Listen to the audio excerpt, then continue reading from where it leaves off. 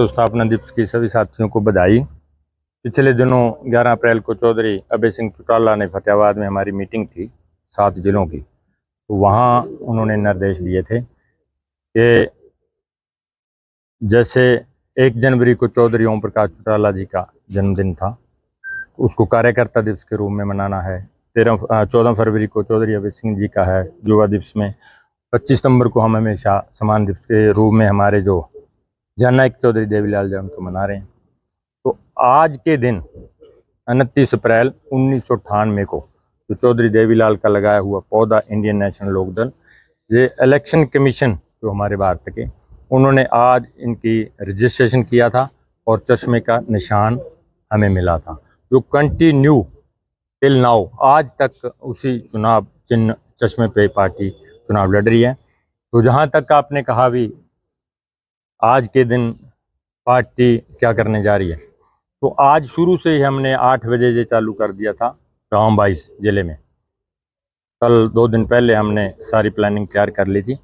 तो हर घर में झंडा, इंडियन नेशनल लोकदल का हर घर में झंडा। तो उसके बाद गांव के बाद अब हम शहर में जहां ऑफिस में शुरू करेंगे, और दुकानों पे जो पार्टी के कार्यकर्ता हैं उनके चाहे प्रस्थान है, चाहे मकान है, रेजिडेंस है, जो उन पे झंडा लगाएंगे और संकल्प लेंगे कि जो चौधरी देवीलाल का लगाया हुआ पौधा है और चौधरी ओम प्रकाश चौटाला जी का दिखाया हुआ रास्ता है, पार्टी सुप्रीमो चौधरी अभय सिंह चौटाला जी के नेतृत्व में हम इसको 4.5 साल हालांकि इलेक्शन में पड़े हैं, 19 में 29 में होंगे चुनाव, तो एक संकल्प लेंगे कि जो 10 साल के शासनकाल में 10.5 ही हो गए, तो जो इन्होंने वायदे किए थे पब्लिक के साथ, उससे पहले भी भूपेंद्र हुड्डा के नेतृत्व में जो कांग्रेस का शासन रहा है, तो लोगों से वायदे किए थे, और जैसे उनसे एक ठगा हुआ महसूस पब्लिक कर रही है। तो उसको हरियाणा को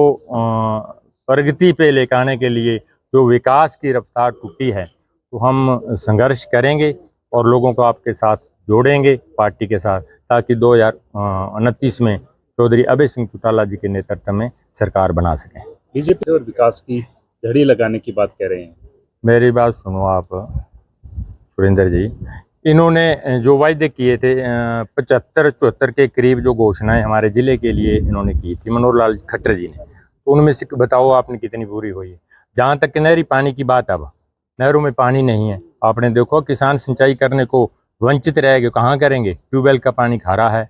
और जो घग्गर नदी का भी सिंचाई करते थे हम, जो नाले बनाए थे चौधरी ओम प्रकाश चौटाला जी ने, उनमें भी पानी नहीं है। तो कोरी ये घोषणाएं हैं, मेरे ख्याल तो घोषणा तो पूरी हुई नहीं।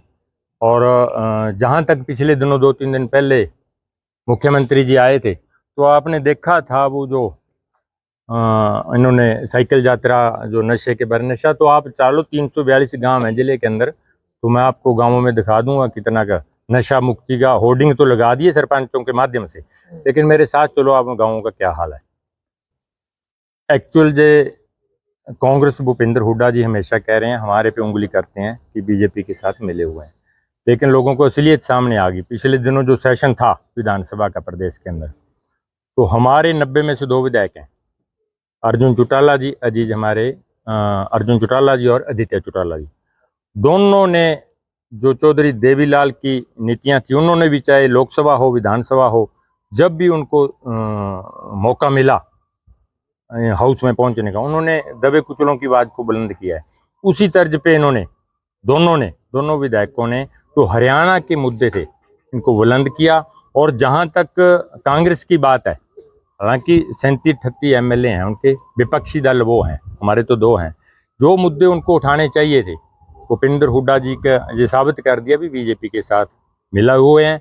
और उन्होंने एक मजाकिया लहजे में विधानसभा के अंदर अपना समय व्यतीत किया है, उन्होंने गंभीरता से लिया ही नहीं कि हरियाणा के अंदर प्रदेश के अंदर क्या किया है क्या नहीं किया। तो उन्होंने टोका टकनी करनी तो दूर, मजाक के लहजे में अपनी हंसी मजाक में समय बर्बाद किया है।